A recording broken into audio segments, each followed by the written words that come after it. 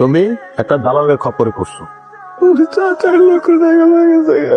আমি একটা জিনিস খেয়াল করলাম কাকা, আপনাদের এলাকার মানুষজনগুলো খুব বোকা। ইয়াং ইয়াং ছেলেগুলো মাটি কাটে, ও মাটি কেটে দিনে কয় টাকা ইনকাম করবে? 400। মাস গেলে হিসেব করলে 12,000, 14,000, 15,000। এই কাজটাই যদি এই ছেলেটা বিদেশে যে করে, তাহলে মাসে বেতন আসবে কত জানেন? 2.5 লাখ থেকে 3 লাখ টাকা। আপনি চিন্তা করেন, কোথায় 14-15,000, কোথায় 2 থেকে 2.5 লাখ টাকা। ভাই যদি কিছু মনে না করেন, আপনার লগে একটু কথা কওয়া যাবো? অবশ্যই কথা বলা যাবে, কথা বলাই তো আমার কাজ। বেয়াদবি না নিলে একটু সাইডে যাবেন আমার লগে, কথা কইতাম। আচ্ছা, আপনি কি আসলে লোক বিদেশ পাঠাইতে পারেন? পাসপোর্টের সাথে আনিনি, পাসপোর্টটা দেখলে বুঝতেন। ওইখানে 37টা দেশের ভিসা সিল লাগানো আছে। 35টা দেশে গেছেন গা ভাই? বা আমার একটু দেন তো ভাই ঠিক মতো, আমি কি একটা দেশে যাওয়ারাম ভাই? আপনার যে ফিটনেস, আই থিঙ্ক আপনি ক্যাপাবল। আর এই ধরনের মানুষের জন্য বিদেশিরা পছন্দ করে। আপনারা যোগাযোগ করুন কেমনে ভাই? আপনার আমি আমার নাম্বার দিয়ে দিচ্ছি। ও ভালো কথা, আপনার পাসপোর্ট আছে তো না? আমার পাসপোর্টটা নাই ভাই। আপনি প্রথমে একটা পাসপোর্ট করতে দেন, কারণ পাসপোর্ট ছাড়া তো আপনি বিদেশে যেতে পারবেন না। এটা তো ঢাকা শহর না, টিকিট কাটলাম, বাসের পর চলে গেলাম। আমার নাম্বারটা রাখি, তোমার নাম্বারটা তো রাখি। আমি বিদেশে গেলাম। বিদেশ কি মামার বাড়ির মোয়াজে চাইলে পাওয়া যায়? তোর বাপ কি জমি জমা রেখে গেছে এত গুলা যে বেশ আমি এগুলো তোর বিদেশ পাঠাবো? তুই বুঝতেছ না কি লেগে আম্মা? আমার উঠে দিয়ে ভালো লাগতেছে না বেশি একটা। আমার মনে হয় কি আমি বিদেশে গেলে টাকা ছয়লা বসে যাবো আম্মা।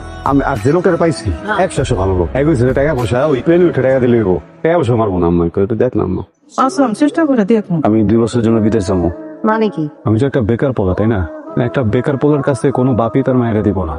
শোনো না, অনেক পরিশ্রম করুন, 2 বছর খাটুন, আর ওই পরিমাণ টাকা লয়ে আমি যেন আর কোনদিন বিদেশ না যাইতে হয়। তাহলে তুমি বিয়ে করুন, এই জায়গায় সংসার করুন। মাইন্ডসে কয় বিমানে উঠলে নাকি মানুষ বেইমান হয়ে যায়, তুমিও বিমানে উঠলে বেইমান হয়ে যাবে। নদী মানুষ মানুষকে কষ্ট দিয়ে না ভালো থাকতে পারে না। আর তুমি তো আমার চেনো, তাই না? আমি কিন্তু মানুষটা খারাপ না। দিলাম 2 বছর, দিলাম পাখিকে মুক্ত করে খাঁচার থেকে, দেখি নিরে ফেরত আসি কিনা। আসসালামু আলাইকুম ভাই। আমার পোলা পায়না ধরছে যে এই দেশে কোনো কাম করবো না, বিদেশ যাবো। করতেছিলাম কি ভাই, আমি আমার বাড়িটা বন্ধুক রাখতে চাই, যা আছে টুকটাক বিক্রি করে সরকারে বিদেশ পাঠাইতে চাই, তাহলে আমার 2 জনের একটা ক্ষতি হয়। সময় মতো দিয়ে দেন তোমার মধ্যে।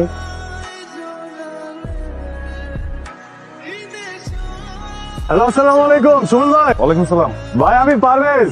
আপনি বলছিলেন না পাসপোর্টটা হইলে আপনাকে ফোন দিতে, আমি তো পাসপোর্ট ভাও গেলেছি ভাই।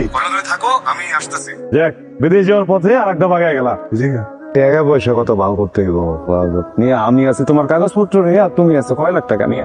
তারপরে তোমার একটা ধারণা দিই, ধরো যে প্রসেসিং সবকিছু মিলায় 4-5 লাখ টাকা বস্তু তুমি রাখো। হ্যাঁ, 4-5 লাখ বেশি হবে না ভাই? টাকা তো তুমি আমারে দিবা না, টাকা তুমি যাদের পিস তাদেরকে দিবা, অনলাইনে দেখে নিবা। আমার তো সমস্যা নাই ভাই। ঠিক আছে ভাই। ভাই আপনি যদি কিছু টাকা লয়েছেন ভাই? নো নো নো ম্যান, আমি তো তোমার কাছ থেকে একটা টাকাও এখন নেবো না। সততা বলে একটা কথা আছে, honesty is the best policy. তোমার তো মেয়া রাজকপাল, ভিসা হয়ে গেছে, তোমার মার দোয়া তোমার সাথে আছে। এত তাড়াতাড়ি তো কারো ভিসা হওয়ার কথা না। আমি এত মানুষ পাঠাইলাম বিদেশে, জীবনে কোনোদিন কারোর ভিসা এত তাড়াতাড়ি হয় নাই। তুমি মিষ্টি রেডি করো। মা, আব্বা শুনতে কি খারাপ লাগতেছে আব্বা? আলহামদুলিল্লাহ, এই জন্য কেউ কান্দে নাকি?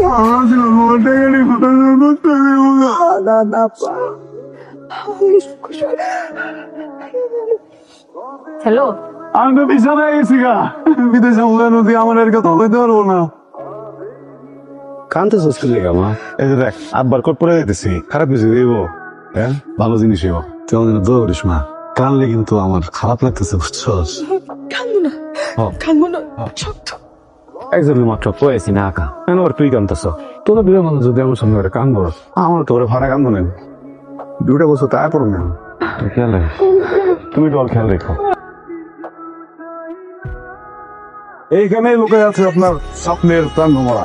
এটার ভিতরে আছে হলো আপনার টিকিট, ভিসা, আদার্স ডকুমেন্টস। বুঝছেন? আপনি এক কাজ করেন, এখানে দাঁড়ান, আমি ভিতরে গিয়ে টিকিটটা, ভিসার কাগজ, বাকি সবকিছু নিয়ে আসি। ঠিক আছে, তাকো না। ভাই না মানে তোমার এনে একটানে চলে এলাম, খুশিতে খুশিতে ব্যাংক থেকে যে টাকা তুলবো এটাই ভুলে গেছি।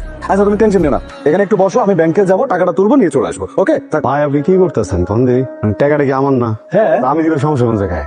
না না, তুমি দিবা ওই পারে গিয়া, বিদেশে পৌঁছে এখন দেওয়া যাবে না। আপনার দেওয়া লাগবো না, আপনি আমি চিনছি ভাই। বড় ভাই কি ছোট করে ঠকায়? এই দিলাম, এই জায়গায় 4 লক্ষ টাকা আছে, যা লাগে আপনি খরচ করবেন। Okay, best of luck. Good good. আমার জন্য খারাপ। স্যার, স্যার, আসসালামু আলাইকুম। আমার বড় ভাইকে শুক্রে বুঝছেন, আমার ভিসার ট্রেনের টিকিট নিতে 1.5 ঘন্টা হয়ে গেছে, গাইতেছে না। আপনি একটু উপরে যাওয়ানো শুরু করবেন।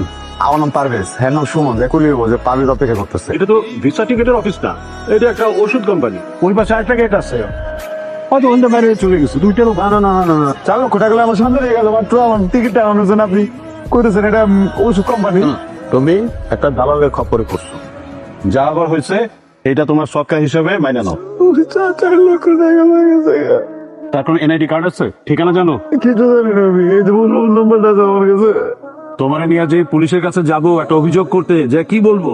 আপনি কিছু একটা করেন, মানে আমার আম্মা না গণকাটি সবকিছু বেচছে, তারপরে আমার এই টাকাটা দিচ্ছে, বুঝছেন? আমি তো বাইছে যেতে পারবো না, কোথায় দাঁড়াবো না। কেন বাড়িতে কেউ নাই? মা আছে, মার কাছে যাও। আমার কাছে কোনো টাকা পয়সা আসলো না, বুঝছেন? আমি একটু বেশি জোর করছি, মানে কখনো বেশি বাকি টাকা দাঁড় করছে স্যার। তুমি তাহলে কি করবা? আমার দাঁড় কোনো রাস্তা নাই স্যার,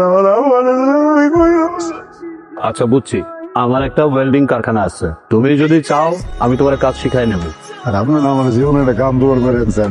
আমি খেতে কাম করছি স্যার, কোনো সমস্যা নেই স্যার, লাগলে গুমুন জ্বালাই সব সাফ করুন স্যার। আমার স্যার দাঁড় টাকাটা শোধ করতে হবে স্যার।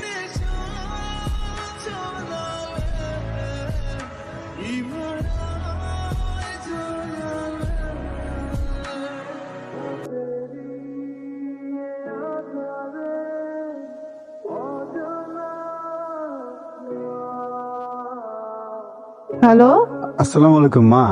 আমি কেমন আছিস তুই? বাবা, আমাদের ফোন দিছেন বাবা।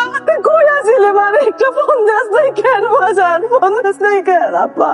মা আমি ভালো আছি মা, আলহামদুলিল্লাহ। বাবা তোর সমস্যা হয়েছিল বাবা? কি হয়েছিল? মানে কি একটা মিনিটের নিয়ে ফোন দিতে পারছ না আব্বা? না আমার কোনো সমস্যা হয়নি, আসলে এটা বিদেশের সিস্টেমটা অন্যরকম তো, বাংলাদেশের মতো না। গোছাইতে গোছাইতে একটু সময় লেগে যায় মা। তোর কাজ করলো সকলে ঠিক আছে, শরীর স্বাস্থ্য সব ঠিক আছে আব্বা? সবকিছু ঠিকঠাক আছে মা। খাওয়া ভালো, থাকা ভালো। খালি ওই দালালে একটা মিছা কথা কইছে মা। দালাল যে কইছে অনেক টাকা বেতন পাবো, মিছা কথা কইছে মা। এত টাকা আসলে বেতন দেয় না। চিন্তা করিস না, বুঝছস? আমি তো টাকা পয়সা ঠিক মতো পাঠাবো, কাল একটু সময় লাগবো মা। সবাই একটু বুঝাই কইছে, যে কদিনে দিবার চাইছিলাম ওই কদিনে দেখালাম না মা। বাবা তোর দেহের কথা চিন্তা করা লাগবো না, তুই তোর শরীরের কথা চিন্তা কর। আগে তুই নিজে সুস্থ থাক, নিজে ভালো থাক বাবা। ও মা, আমার জন্য একটা দোয়া করিস মা, আমি যেন তো ধারের টাকা দিয়ে শোধ দিতে পারি মা।